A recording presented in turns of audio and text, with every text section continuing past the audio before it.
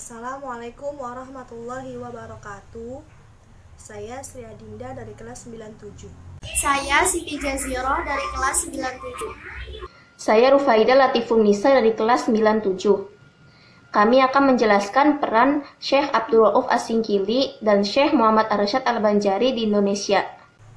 Syekh Abdul Rauf As-Singkili. Nama aslinya adalah Abdul Rauf Al-Fansuri. Beliau lahir di kota Singkili. Beliau adalah orang yang pertama mengembangkan kitab Syatariah di Indonesia.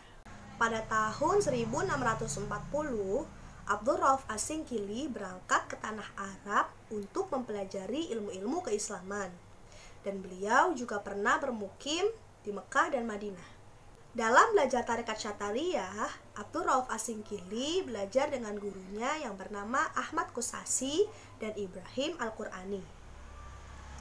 Beliau juga pernah menjadi mufti di kerajaan Aceh ketika diperintah oleh Sultanah Safiatuddin Tanjul Alam. Abdul Rauf As-Singkili sangat aktif dalam berkarya. Beliau memiliki sekitar 21 karya dalam bentuk kitab-kitab tafsir, hadis, fikih, dan tasawuf. Beberapa karyanya adalah sebagai berikut. Yang pertama, kitab tafsir yang berjudul Turjuman Al-Mustafid atau Terjemah Pemberi Faedah, yakni merupakan kitab tafsir pertama yang dihasilkan di Indonesia. Kitab yang kedua adalah Umdat Al-Muhtajim, yaitu karya terpenting yang ditulis oleh Abdul Rauf As-Singkili. Buku ini terdiri dari 7 bab yang memuat tentang zikir, sifat Allah dan Rasulnya, serta asal-usul ajaran mistik. Dan pada bab terakhir, beliau menceritakan riwayat hidupnya dan gurunya. Kitab yang ketiga adalah Mir'at At-Tulab fi Tahsil Ma'rifah Ahkam Asy-Syar'iyyah li Al-Malik Al-Wahhab, atau cermin bagi penuntut ilmu fikih untuk memudahkan mengenal segala hukum syariat, yang memuat berbagai masalah mazhab Syafi'i yang merupakan panduan bagi para qadhi. Abdul Rauf As-Singkili wafat di Aceh.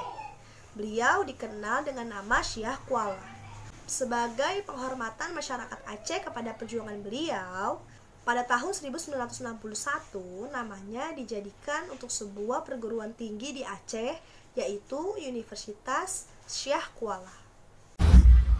Syekh Muhammad Arsyad Al-Banjari.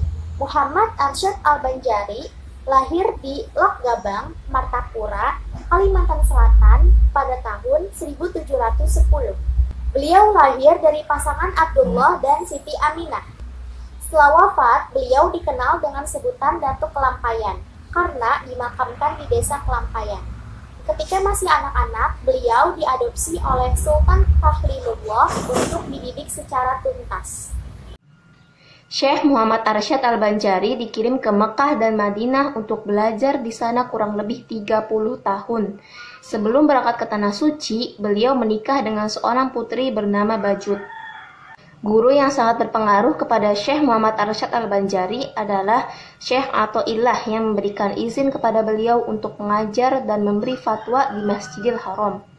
Di Tanah Suci, Muhammad Arsyad Al-Banjari berteman dengan para ulama antara lain Syekh Abdul Somad Al-Palimbani, Abdul Wahab Bugis dari Makassar yang kemudian menjadi menantunya dinikahkan dengan Syarifah binti Muhammad Arsyad Al-Banjari, dan Syekh Abdur Rahman Masri dari Jakarta.